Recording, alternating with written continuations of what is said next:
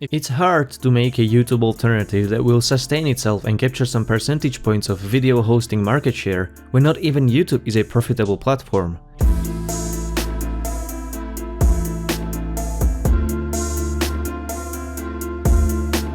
Should any YouTube alternative succeed, it ought to give people a strong motivation to stop using the second most visited website, second largest search engine, most profitable digital marketing platform, and most open video sharing service in the world. An alternative to YouTube is going to need to offer something that has such a value to people that YouTube will not be able to deliver it without fundamentally restructuring or dismantling their current business model. It can't be somewhat better than YouTube. It must be an absolute punch in the face of the YouTube's company for neglecting to satisfy some essential market demands. Is any of the proposed YouTube alternatives delivering on this promise? My view is they all fall behind for a similar reason.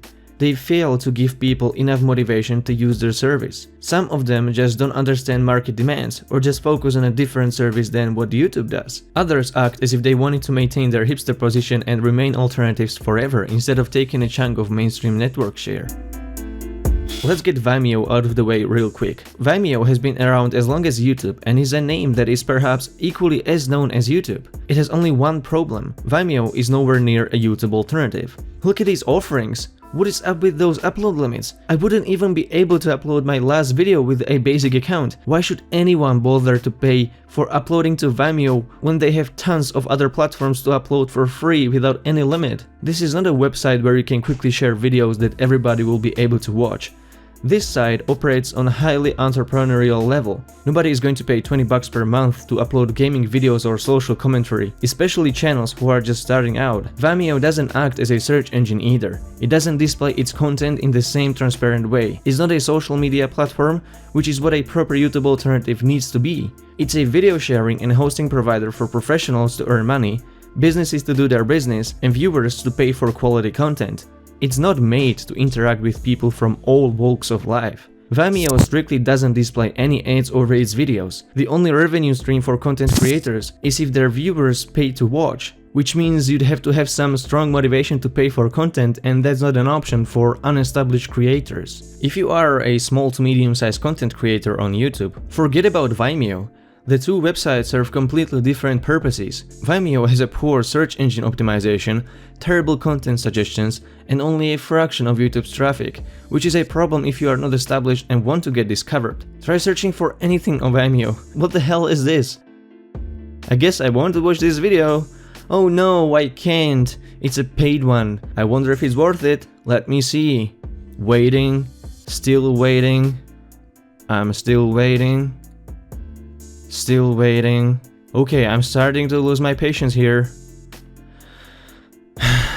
Screw it, I give up. Vimeo is not a community-based service. Vimeo was created by filmmakers to have a sleek platform for sharing videos. YouTube was created by a bunch of 20-year-olds to share videos of Janet Jackson's side boob sleep and Earth disaster porn. And that says it all. A proper YouTube alternative that's gonna be successful needs to be doing things YouTube does right and correct things YouTube does wrong. It can't be opposite to YouTube. It has to be a social network where people are able to connect easily without a steep learning curve. The hurdle of transferring from YouTube to another platform must be very low, because it's based on user-created web content. The platform essentially needs to be a search engine with smart algorithms able to show results people are looking for. It has to be possible to optimize the content for search engines and have them indexed in search aggregates. It can't be an isolated website people have to actively look for to find. It needs to be easily found without even directly looking for it. It can't expect action from the general public. It has to give them a motivation in form of content they are looking for and innovation and an offer they haven't been given yet. Successful YouTube alternative is going to have to balance the relationship between creators, advertisers, and its own platform. It should allow creators to be driven by profit as well as values of their choice, while at the same time, it has to customize the space according to individual viewers' needs,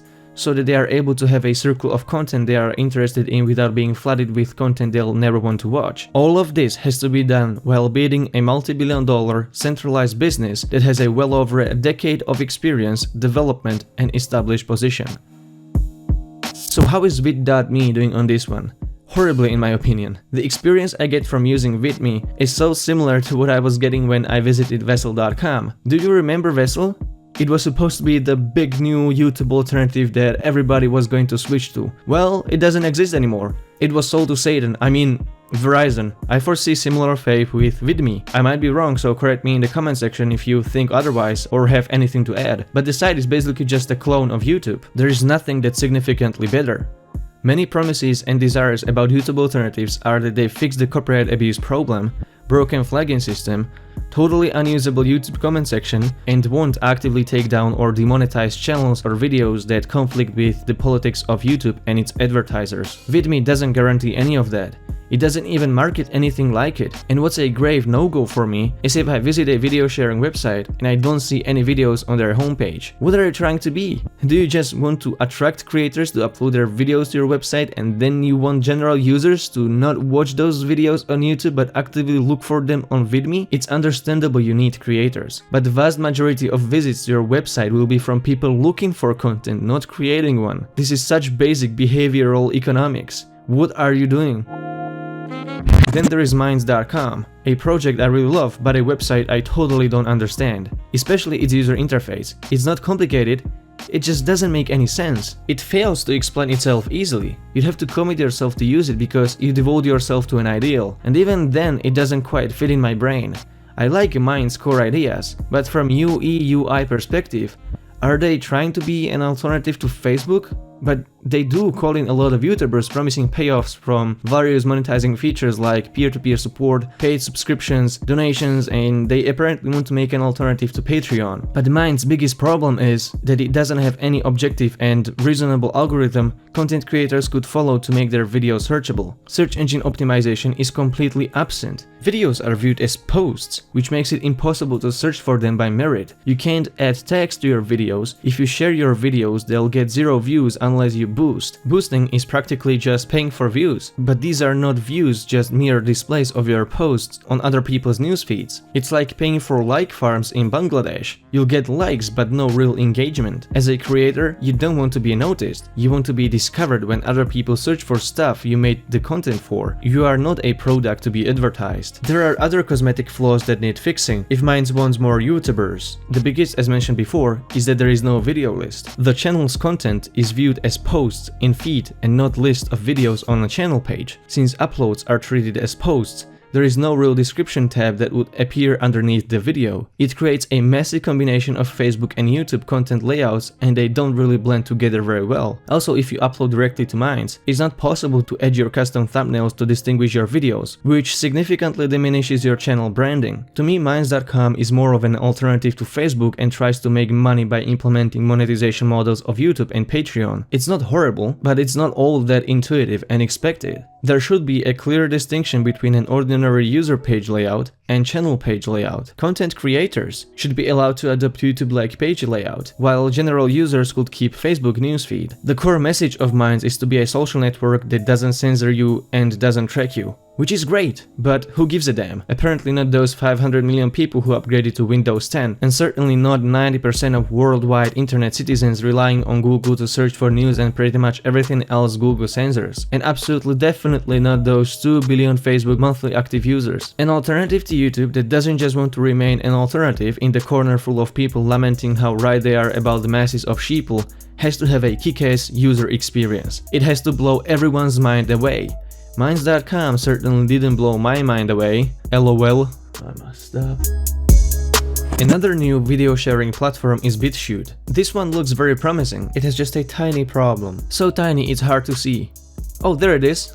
No views. You can create a great project with fantastic values hard-coded in its core, but it needs something additional that will pay the bills, something that draws everyone's attention. Even if PewDiePie announced his Bitchute channel, he'd still get 7 views per video because people would be asked to sacrifice a little bit of convenience that they so sacredly don't want to give up to migrate to a new website and subscribe there. Bitchute would need to make some partnerships with established organizations and creators. Maybe if some news outlets started posting their videos on Bitchute, and share them with their audience on their platform. I think that would start to build some traction. How much it is in their control to attract the kind of content that draws everyone in, that I don't know. But Bitchute is doing something that certainly has a potential. It's a completely decentralized network that doesn't look horrible and is actually easy to use. Bitchute is clearly an outcome of a brilliant human genius and maximum effort. Bitchute trades as a peer-to-peer network based on a web browser version of BitTorrent. This means that the site's developers do not provide their own servers for hosting the videos, but rather spread this costly burden to the network of torrent users, seeding file storage from their devices. It works similarly to Bitcoin blockchain network. In order for it to work,